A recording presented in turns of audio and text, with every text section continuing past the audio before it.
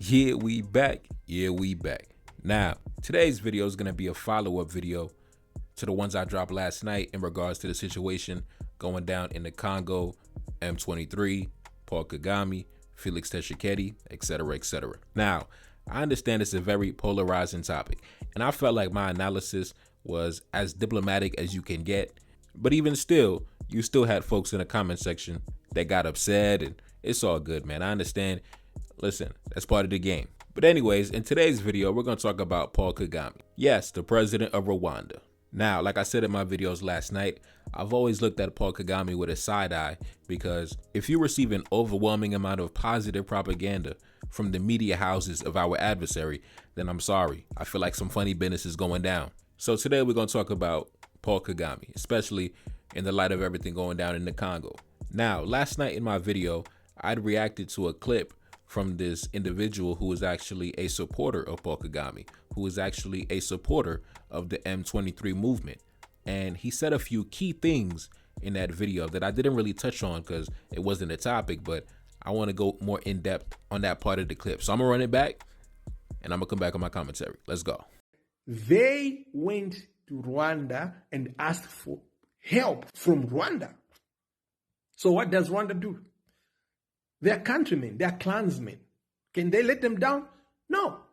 They're not going to export their minerals that they're mining from there through Kinshasa or through other places. They have to find safer routes that they trust. So where are the safer routes to get the minerals out? It's Rwanda and Uganda.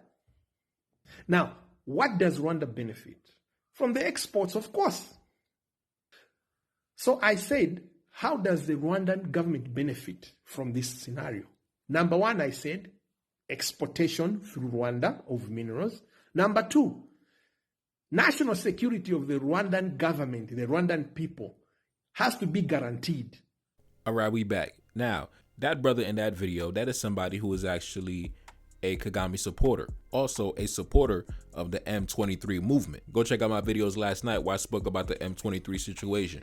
But in that video, leaving no room for speculation, he actually admits that the M23 so-called rebel group is running a minerals trafficking operation out of the Congo into Rwanda. Now, of course, I'm not surprised.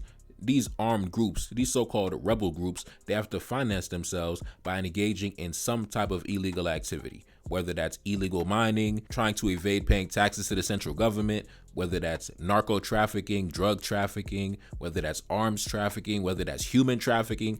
There's usually some trafficking going on in order to finance the operations of these armed groups because they can't engage in legal business, right? They can't go get a job and go work at the bank or something like that. No, of course not, because you decided to take up arms against the government. So no, you can't go get a job and work a regular job and do regular business.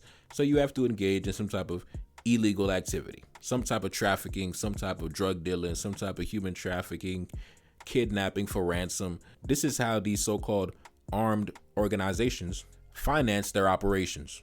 Now, when these critical minerals are smuggled illegally out of the Congo and into Rwanda, where do they go? Take a guess. I'm gonna give you a little time to think. Where do they go? Yes, that's correct. They're going straight to the white man. They're going straight to London. They're going straight to Belgium. They're going straight to Washington. They're going straight to that one country in the Middle East that's been flexing their muscle all over the region. I don't want to mention their name, but yeah, it's going over there too. Basically, if you remember, I did a video entitled The Uranium Hustle, where I spoke about France's business model when they still had access to the uranium in Niger. Now, currently, France no longer has access, but when they did, this is how they would make their money.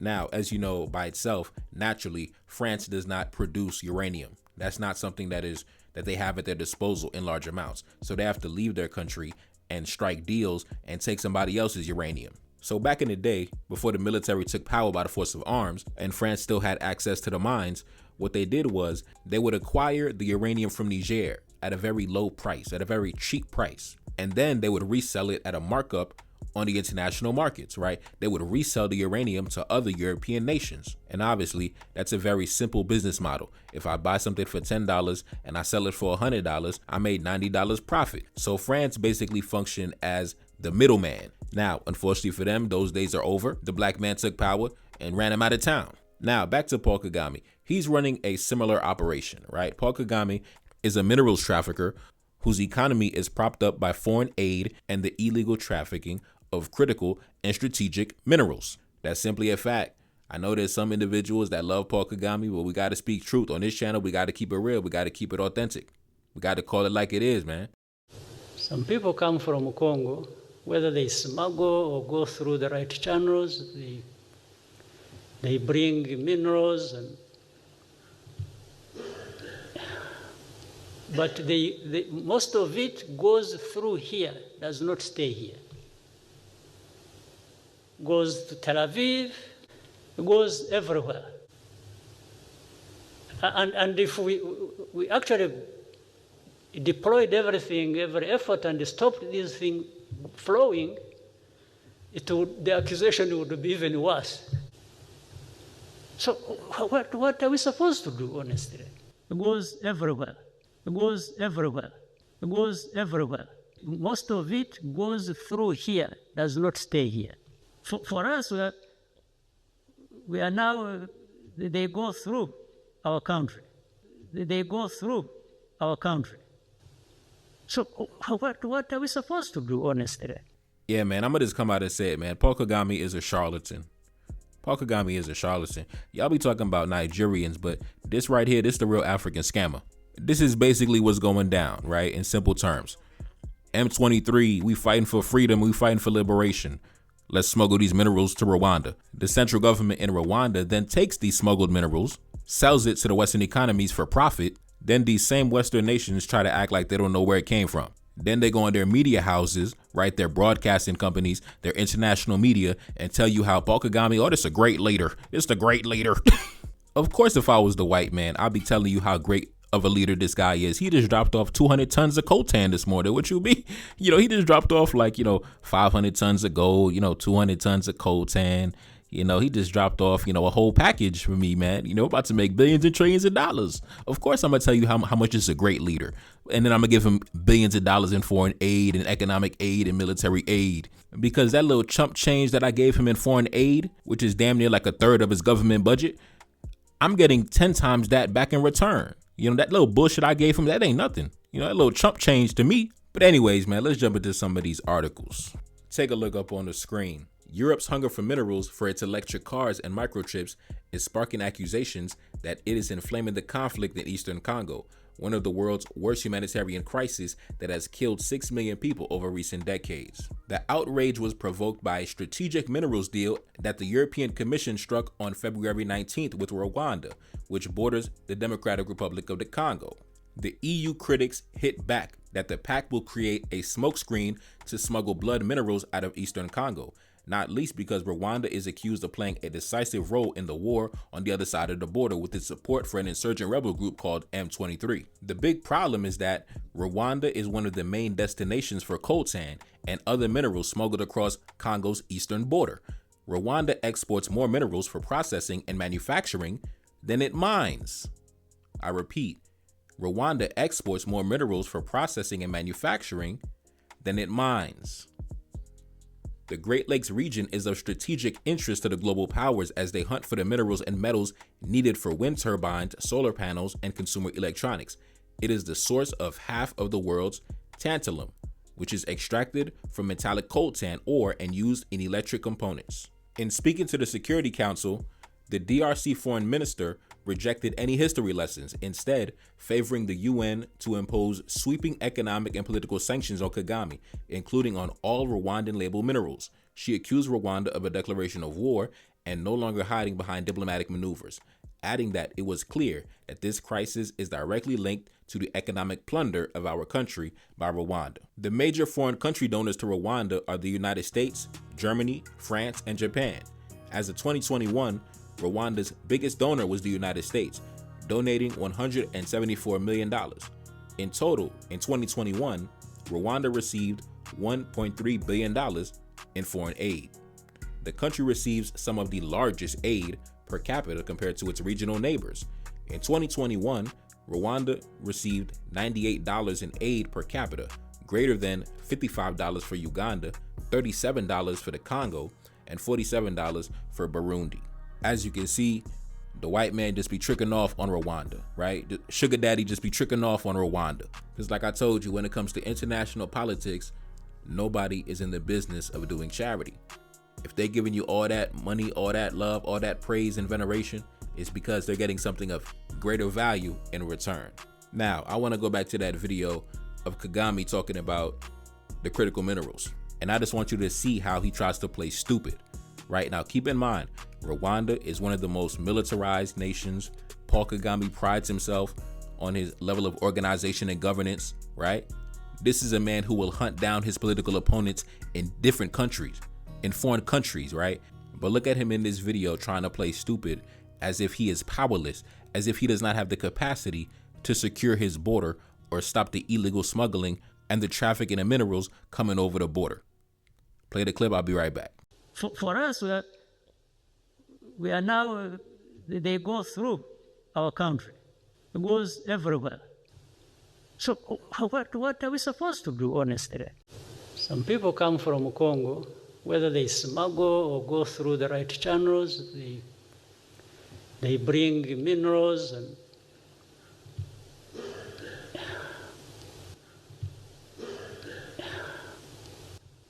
so what are we supposed to do, honestly?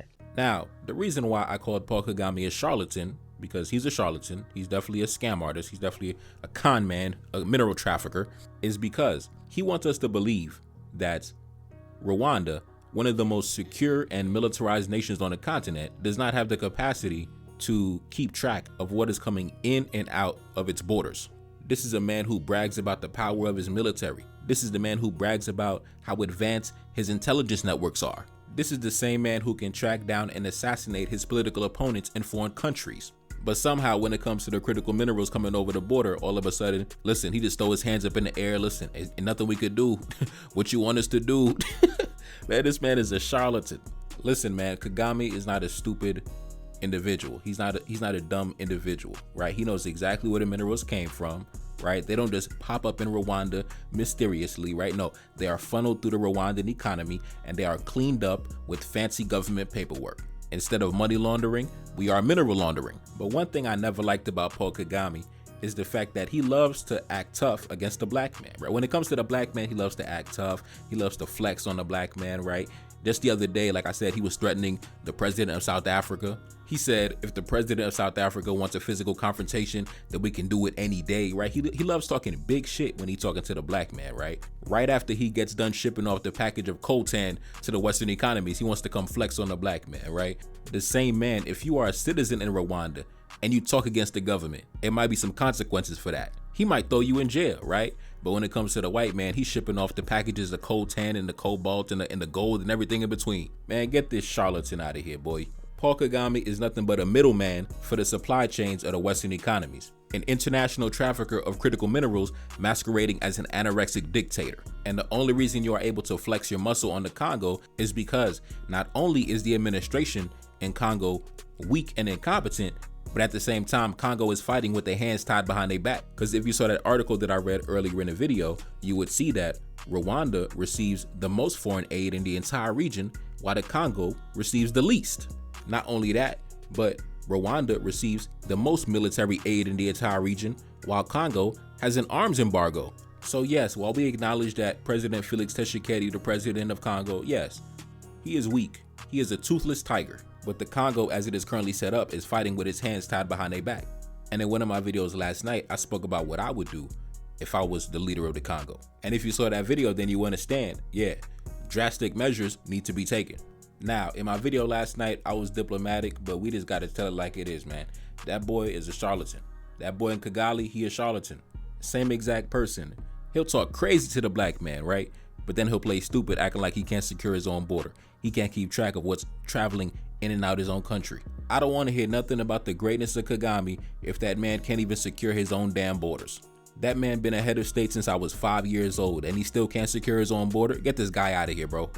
Get this clown out of here, man. Anyway, man, it's your boy Nevercard Saline back in the building. Yes, indeed. Cash App in the description. Support the channel, man. Support the album. Peace. Yeah, I'm focused on fortification. I'm trying to step out of the matrix. I'm finna be all in your playlist. The haters gon' look and amaze me. I'm taking my my time and I'm patient. They tell me I make it look easy. I'm going and they never gonna reach me. I cut off my phone, I'm back on my zone, yeah. I'm back on my own, the king of my castle and forging my own path. I'm back on the dawn, I know they be watching it lately, I'm pressing the gas. These niggas be clones, they selling they soul for currency. I be like, man, just leave me alone. Lil' mama, she look like a dancer.